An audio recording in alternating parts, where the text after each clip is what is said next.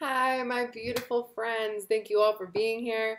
Thank you for all the likes, shares, and subscriptions. You guys are amazing. So I just wanted to give you a quick update as we enter Leo season. You will definitely be getting both general, right, career spiritual readings as well as love readings this month, I promise, okay? Last month was the only month I was going to take off from that. Also, Soul Medicine, which I introduced last month, is now live on my site, and you can book it right through there, so you don't even have to email me. That service includes the soul spread, as well as 5 channeled custom affirmations, as well as a candle designed to send all energy that is not yours back to its original place. I believe I also added to my site that you can just purchase 5 channeled affirmations like a la carte, like if you just wanted affirmations. I'm pretty sure I put that in there. If I didn't, email me. That's on my list of things to add to the site. Also, as a sidebar, so as you probably noticed, all my comments are approval only. That's so that I can read them all and screen people that are like, not being kind. With that being said, you guys are free people and obviously you're allowed to cross-watch all you want. However, do you really think it's kind for you to be leaving slanderous comments on someone that you're cross-watching? So when people of that actual sign go to watch the video for themselves, have to look at your comments, honestly, it's been Capricorn, calling Capricorn this kind of bitches and hoes and whatever. Don't do that because I'm never going to approve your comment. So you're just wasting your time, okay? And it's not because there aren't people that are, irritating or whatever. It's just that the video that is for the people of their sign, that's their safe space. That's their space to go and look at things. So please save your slanderous comments. Share the link to your homegirl or your dude that knows the drama and drop the comment there. I just don't need the shade. Also, some people have been asking why I don't show my face, or they want to see my face, or my nails are too focused in the videos, and I have news for you. I'm always going to paint my nails. I've always gotten my nails done for years and years, and it's something I love to do. So if you really find it that distracting, I'm sorry, but I'm not going to do anything to appease you. Also, I do not show my face because the readings are about the cards. Even my private clients know I do not show my face in their readings. My face is for these kind of discussions. And as the year goes on, probably closer to January, I will be doing more videos where I show my face, but I will not be using cards in those videos. When I channel information through cards, I don't like to have my eyes on camera. That's just my preference, and that's how it's going to be. Let's see. Anything else? I love you guys. Oh, anyone that has been a private client. I mean, I could email you directly, but I'm just going to put it here. Anyone that's been a private client, please, if you so wish, send me a testimonial on, a review of your reading. I know a lot of you do send me feedback, but I don't think it's appropriate for me to use your private email as a testimonial without your permission. So if you were a private client of mine and you would like to send me a testimonial for me to put on my website, please do. Okay, I would love to hear from you, and other people would as well, about your experiences with me. Intuitive counseling via Skype will be coming back soon. I have to move in September, October, so I just need time to settle myself before I get that back rolling, but that will be back rolling. The medicine box I talked about in another video will get jumped up probably before Christmas. And there will be a reading package where you get a soul reading and intuitive counseling as well. So there's a lot of new services coming, and I'm really excited to be here with you guys. If you're interested in being in contact with me more often than the twice monthly videos, Twitter is the best place to see like what information I'm channeling and just more of my personality and who I am.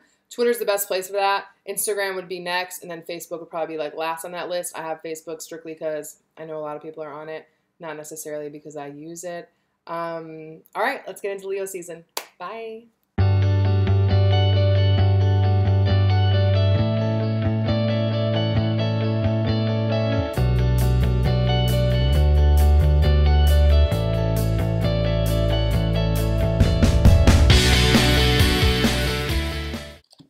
Gemini, before this card fell out, when I was connecting to your energy, it was very much like above the shoulders. I started to feel pressure around my head. And what do we have here? We have the Ten of Wands on the bottom of the deck.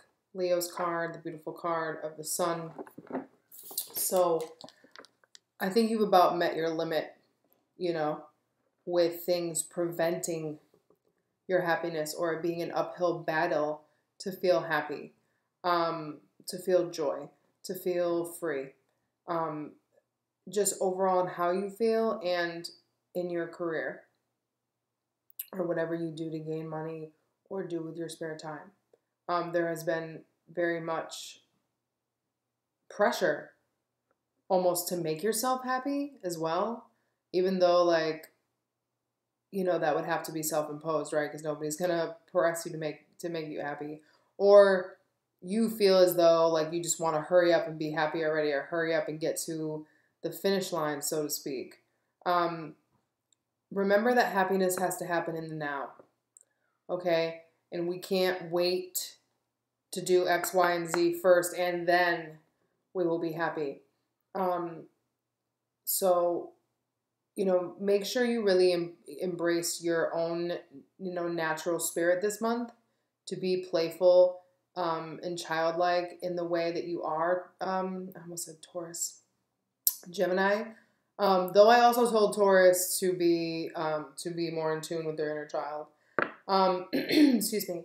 So there's really a need this month to kind of make yourself happy at all costs, but like it doesn't need to be work. Okay? It doesn't need to be work. And I don't mean like you can't make yourself happy through work. I just mean like you should not have to apply a lot of effort into happiness, okay? Just do whatever feels good to you. Do whatever, you know, is the opposite of this, the opposite of stress. Hey, Gemini. So, I know that I did your July readings like on like the 5th or the 6th of July. Today's the 25th. It's only like 20 days later. Which, you know, a lot can happen in 20 days, but I know last month's tagline was like, new roads to success. And I believe the month before that was even about money. And that, again, I see this being about you guys. I think last month you were contemplating, you know, leaving your current job or how to pursue your next path. But in this reading, with the overall energy being the 8 of Wands, which Aries also got this as their overall energy, you're ready to move now. And I think the eclipse is really going to push this move as well, because, you know, we're having one on the 8th and the 21st of August. And overall, what I'm seeing here is you leaving behind old ways of identifying with security and you kind of getting an upgrade, because we see you moving from the King of Pentacles to the Emperor.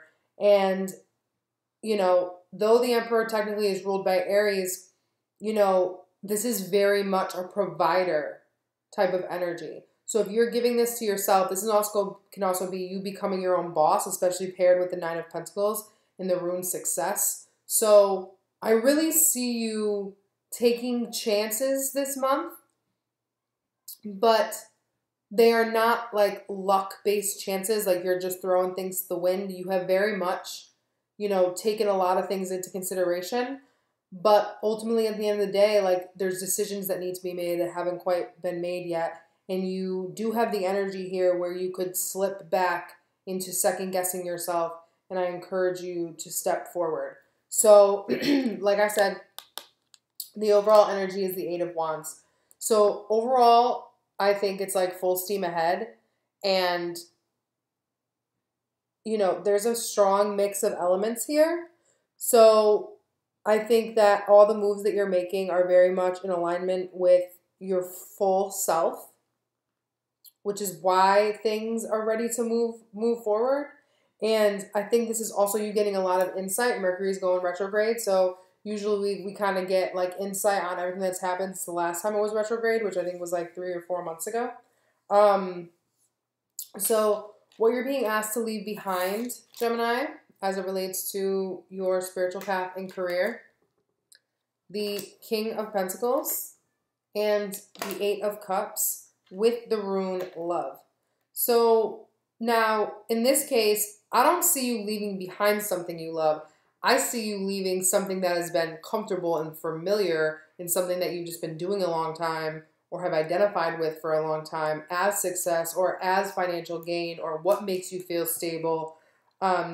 This also could be a way, leaving behind old spending habits, right? Like you're not losing any money and you're not necessarily leaving behind your job or leaving behind what you do for money. It's like leaving behind old attachments to needing to spend certain amounts of money or needing to buy certain things or needing to have subscriptions to XYZ. You know what I'm saying?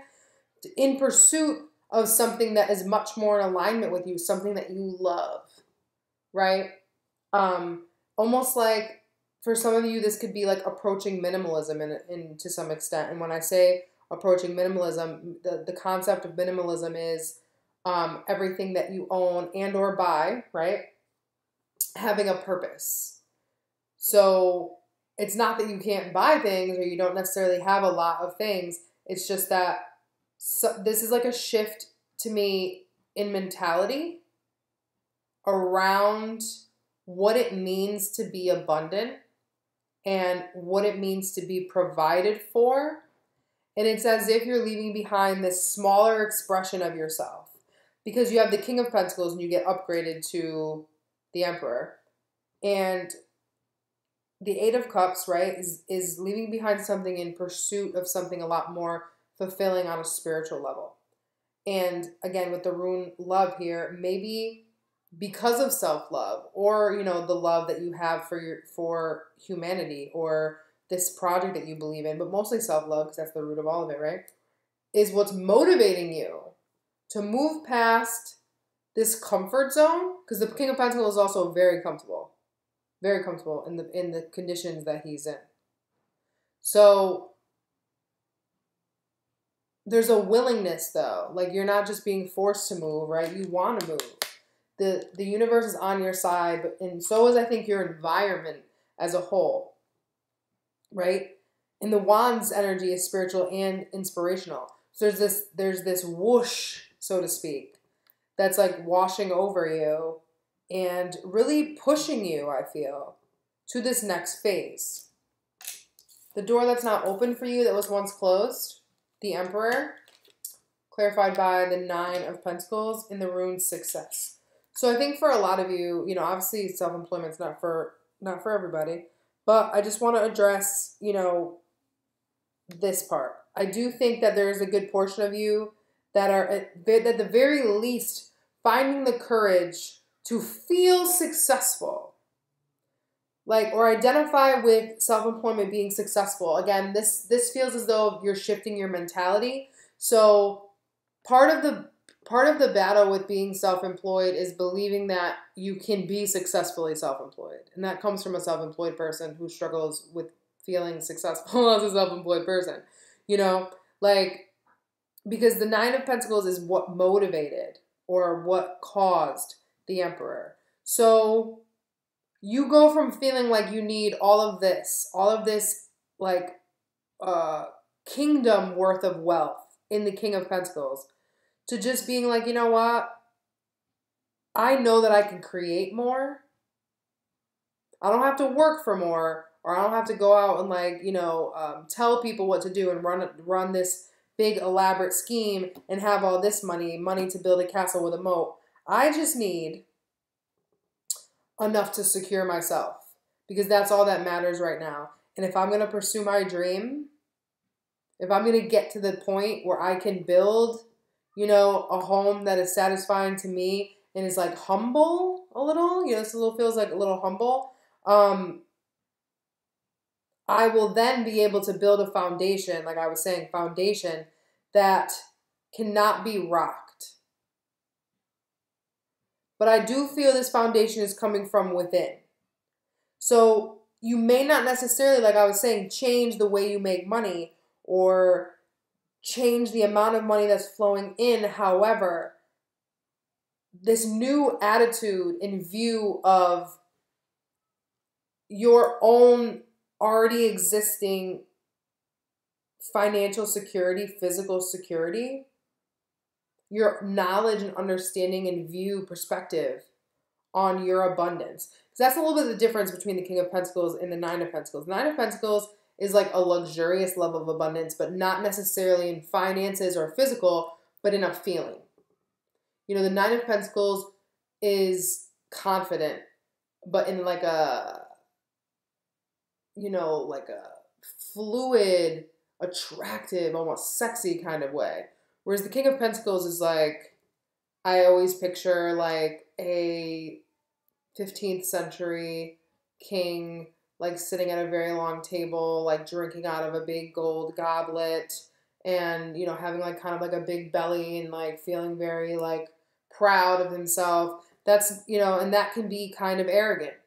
Not saying that you are arrogant, but you're leaving behind this old way of identifying with comfort and with stability for something that is a lot more meaningful and loving to you, and based on the fact that you've done this self-love work. And you're now re-identifying with success as just having enough for you. Like, what's good enough for you? It's like before, subconsciously, you were like saving up enough money for a family of 4 and you're single, you know, as an example. And that then allows you to actually create a foundation that is far more stable and can go the long run, like the Emperor. Because the Emperor also can build what? An empire. Not just a castle with a moat. He can build an empire. And it's funny because this King of Pentacles is looking at the Emperor and vice versa. For some of you, you also might team up with somebody to fulfill your self-employment dreams, potentially your father or someone that you admire in that way. I don't really feel like it's an Aries energy. I honestly never pick up the energy from Aries from the Emperor. Not that they don't necessarily suit it, but I don't know. I just don't. Anyways, but the Emperor is very sure of himself as well. So I feel you being able to come into a new level of confidence this month. I'm feeling the upgrades are available to you. But I want to stress, I mean, this is true for every reading, every sign, but I want to stress to you this month, Gemini, that the change that can occur is not guaranteed. You need to consciously choose it. Now, I say this because your current energy this month, in your head, we have the beautiful 4 of Wands. In your heart, the Hanged Man. And in your foundation, we have the 7 of Swords, everybody's favorite card. In the rune, fertility. Now, I stared at this 7 of Swords the entire time I was waiting to get a rune here, right? So, I think your well, I don't want to say your motivation. I think your foundation can go either way this month. Like, you can be easily led astray or distracted. And I don't think necessarily someone's going to do this to you. I think that it would something you'd be doing to yourself. Like, because now the swords rule the mind, right? The swords rule the mind. So a lot of things are going to be crossing your mind this month. You're going to be having a lot of conversations about where it is you're going and what it is that you're wanting. And with your mind being fertile, right? With a lot of ideas presenting themselves, there's more opportunities to slip into fear, right? The bigger opportunities we get, the more opportunities we can have to slip into fear and to slide backwards. The 7 of Swords is traveling into the past. So be mindful this month on your direction. Every step you take has to be conscious this month. Every thought that you craft, everything that you say has to be conscious. And I think that you'll be fine. Like I said, I think that you'll be fine, but I just need to bring that up because I don't feel, again, that anyone's deceiving you. Because this is your foundation. So what are you founded on? You're not founded on deception. You're not grounding yourself in deception. But there's this tendency. And it feels to me like slipping backwards. And that's the thing about energy and about, you know, even when there is amazing eclipses and all this other stuff going on in the universe, like, we have to consciously choose growth. We have to consciously choose more. We have to consciously choose to look at those shadowy parts of ourselves. You know, they're all conscious choices. So just be mindful about how you're spending your time and energy and what that does to you mentally. This month more so than other months, okay? With the Four of Wands in your head, I very much think that you are, again, changing your mind about what structure is for you. Because the Four of Wands is a very warm energy and it's very comforting, but not in this kind of comforting way, in a way that comforts you on a spiritual and heart level. It literally warms you. So combined with the Hanged Man, I think you're also going to see where you have deceived yourself in the past and where you thought you were progressing or where you thought you weren't progressing and you're actually realizing that you are. But there's a hesitation here with the Hanged Man in the heart space. Like you're not quite ready to trust yourself in that yet you're heading in the right direction. And that's why I think the Seven of Swords is here, because this energy this month is very potent. And that's why I feel it is so important to be mindful of your thoughts, especially with Spirit's advice being the High Priestess, clarified by the Queen of Swords in the rune Victory. So victory, right, this energy is achieved through logically assessing your intuition, especially around what is going to make you victorious in achieving more money, in doing things that you love for a living, in feeling financially stable while also feeling stimulated creatively and in your childlike spirit. I think that's really important. You need not make any rash judgments, but you do need to make a conscious effort about what is behind the moves that you do or do not make. There's a need to be just as insightful as you are clear. Okay? Use both. And with the Queen of Swords here, it's important that you consult your own intuition and not the one of another. And don't play the game with yourself of like, is that a sign? I don't know if that's a sign. Is that a sign? I don't know if that's a sign. I asked for this kind of sign. I asked for this kind of opportunity. What about this? Like, don't do that with yourself. Feel into it. Feel into it. Because with the Hanged Man in your heart space, this is also saying that your heart's ready to see things from a different perspective. That you are opening up. That you are opening up. So be open to things being different.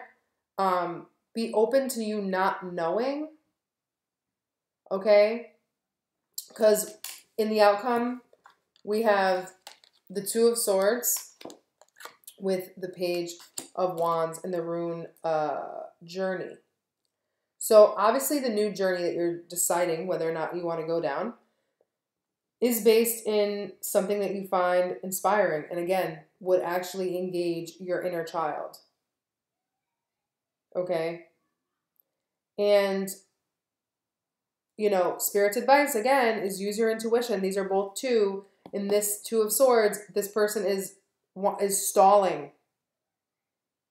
They're stalling their choice. Okay? So that's what I was talking about here with stagnancy. In this ability to slip backwards. Do not let your thoughts run away with you. Check in with yourself. Your mind is always valuable. Your logic is always valuable. But you need to check in with your intuition because how you feel ultimately reigns supreme. And, you know, Mercury is retrograde this month in Virgo. So, I mean, don't use that as an excuse to continue to put off making a decision. Especially if one is presented to you that you've been waiting for. Okay? But I think more than anything, you need to be open to movement. You need to be open to change. I'm not saying you have to change, then you have to be open to change. Because there's new doors opening up for you that will, like I said before, bring you a new level of stability, will really upgrade your life and engage parts of yourself that have been ignored out of necessity, or rather under the guise of necessity for a really long time. So embrace your playfulness this month, Gemini, and don't let anything slip past you Okay? Everything that comes in your path, you know, feel into it and think into it, you know, just let that channel flow. Victory comes from using both. I slowly breathe in and out, and I find myself relaxing more and more with each breath. I relax all my neck muscles, and I let go of any tension in my shoulders. Now, I find this interesting because we have the Hangman here in the heart, and then this energy of the Seven of Swords kind of look like the person doesn't know which way to go, like being jerked back and forth, and then you end with not wanting to decide. And it's interesting because this guy runs off with 5 swords and leaves 2. Okay, so this energy this month, I cannot stress enough, is very potent. And I feel as though you need to be very mindful of the seeds that you're sowing, particularly mentally and verbally. Okay? Do whatever you have to do to stay in tune with your heart, with your humor,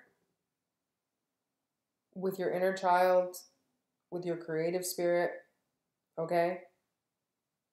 Really do your best not to be reactionary in any capacity.